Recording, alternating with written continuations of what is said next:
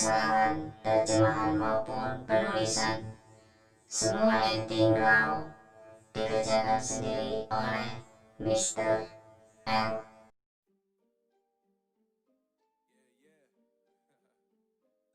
Ketemu Mimin, suara cempreng kayak kaleng. Kali ini Mimin akan membacakan chapter 1353, antara hidup dan mati. Ada terlalu banyak rahasia antara hidup dan mati. Tidak banyak pejuang yang telah menguasai hukum kehidupan di dunia ini.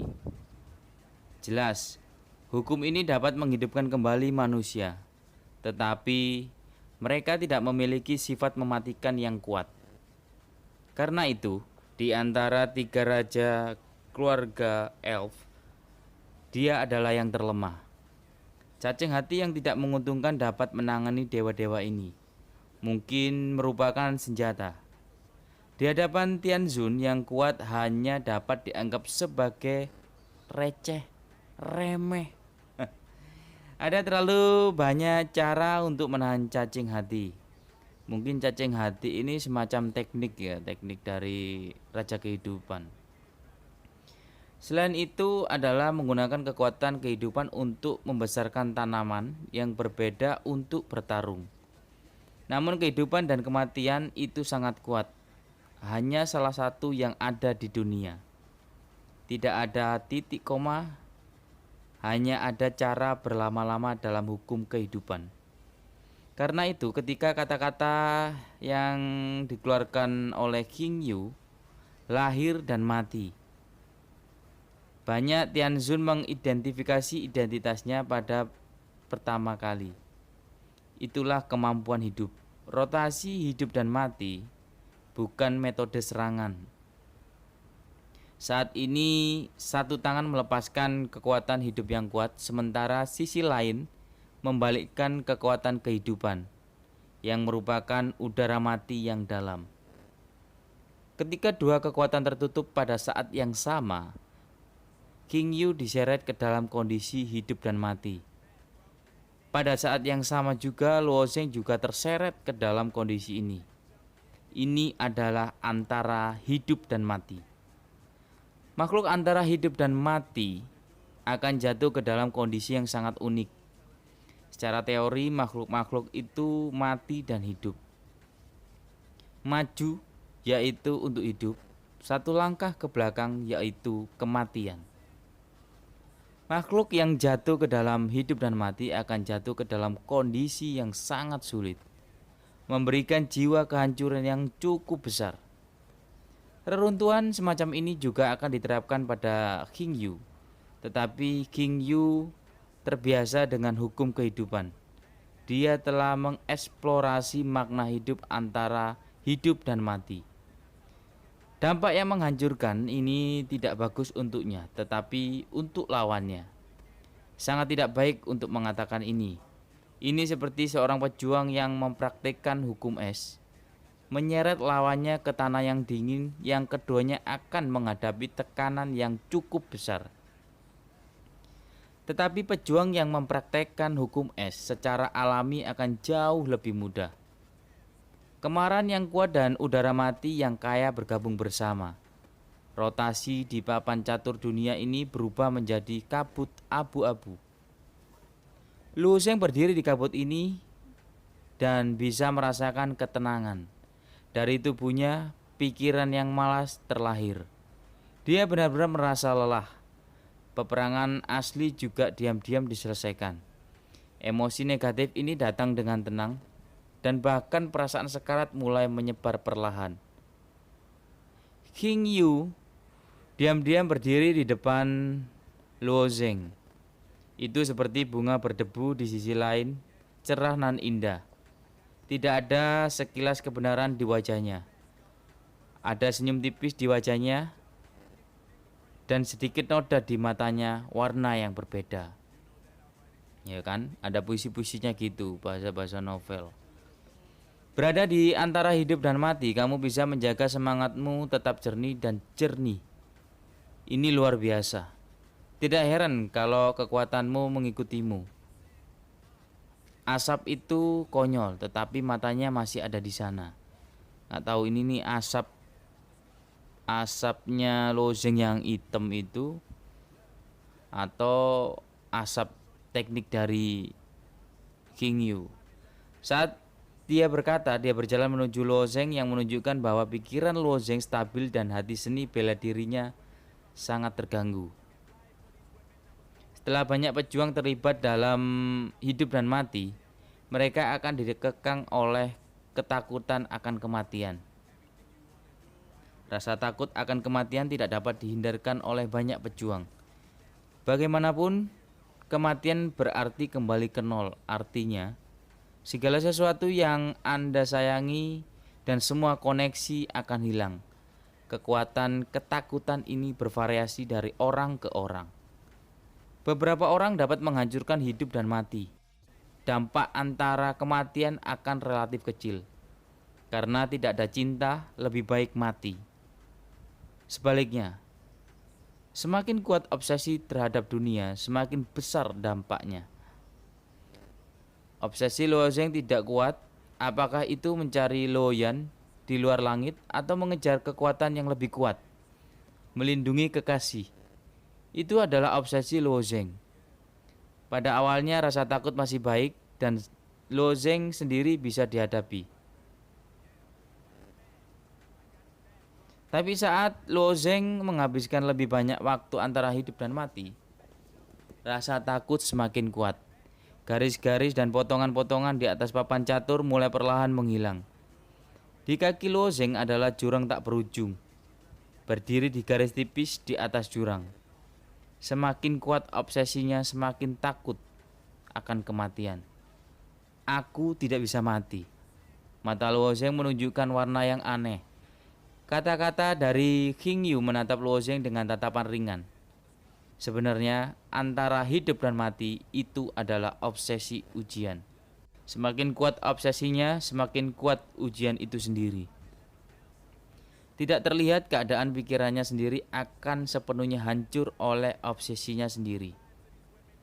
Di atas garis tipis ini, Luozeng mengambil langkah ke arah King Yu. Pada saat dia mengambilnya, dia pergi ke King Yu.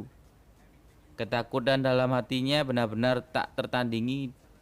Ini bukan fantasi, tetapi realisasi, hidup dan mati. Yang keluar masuk dipaksa di benaknya oleh kehidupan yang keras. Dalam suasana hati Luozeng sekarang, tidak mungkin untuk menolak dan tidak bisa lari. Satu-satunya cara adalah membunuh rasa takut sebelum tumbuh. Momen Luozeng ini juga sangat sia-sia. Di wajah King Yu, dengan sedikit senyum, kedua tangan terangkat ke belakang sama seperti air. Jari-jari kakinya terhubung beberapa kali pada garis tipis. Dan saat ini adalah jarak kembali. Tidak ada gunanya. Hati seni bela dirimu benar-benar solid. Itu karena kamu memiliki obsesi yang besar. Sayangnya, semakin dalam keputusanmu, semakin kuat rasa takutmu. Ketika ketakutan mencapai tingkat tertentu, King Yu dengan tangan batu giok menarik. Tangan itu tampaknya memegang hati Luozeng secara umum. Waktunya, cacing hati akan meledak dan mati. Kamu akan takut akan kematian. Ada ilusi di alam semesta dan metode pembunuhan sangat mirip dengan King Yu. Ini adalah penggunaan ilusi untuk menguraikan adegan yang sangat nyata.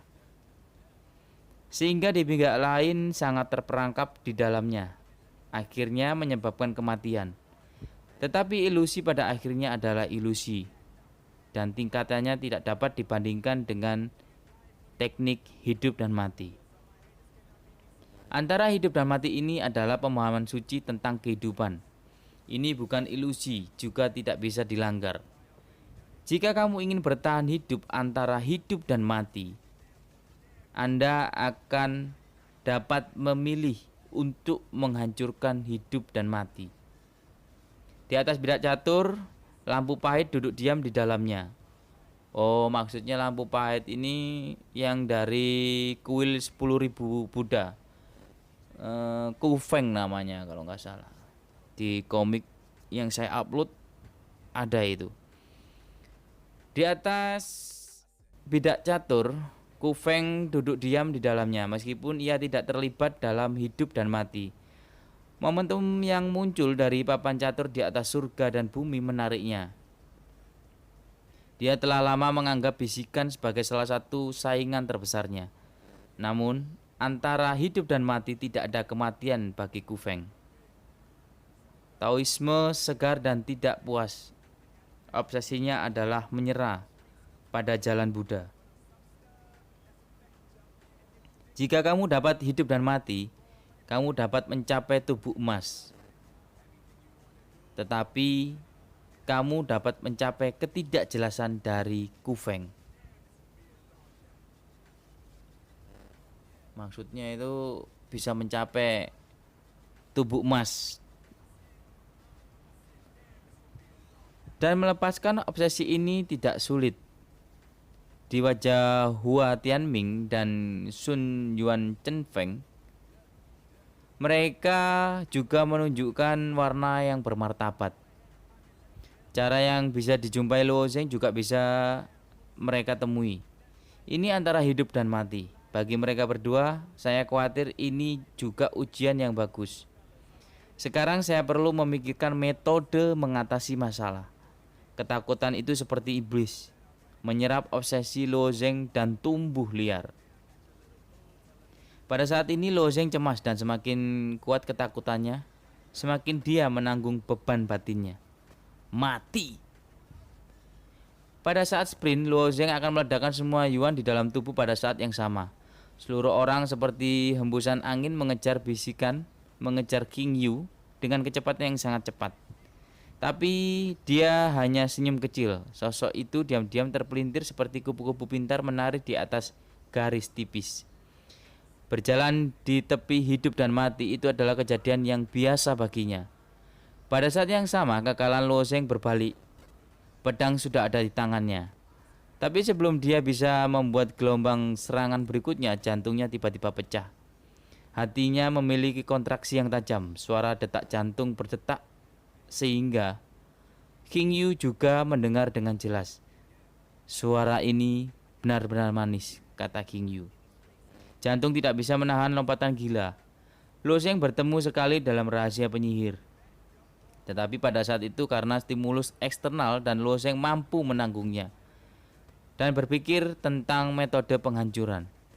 Tetapi sekarang jantungnya berdetak kencang, tetapi karena dirinya sendiri. Jantungnya tiba-tiba berdenyut. Luo Zheng mendesah, wajahnya menunjukkan warna kesakitan. King Yu tidak jauh dan tersenyum tipis. Kamu memiliki hati yang kuat. Sayangnya kamu masih memiliki obsesi yang lebih kuat, memikirkan kelangsungan hidup.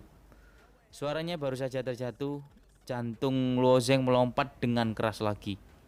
Kali ini tenggorokan Luo Zheng diwarnai dengan aroma manis dan kemudian ludah keluar darah.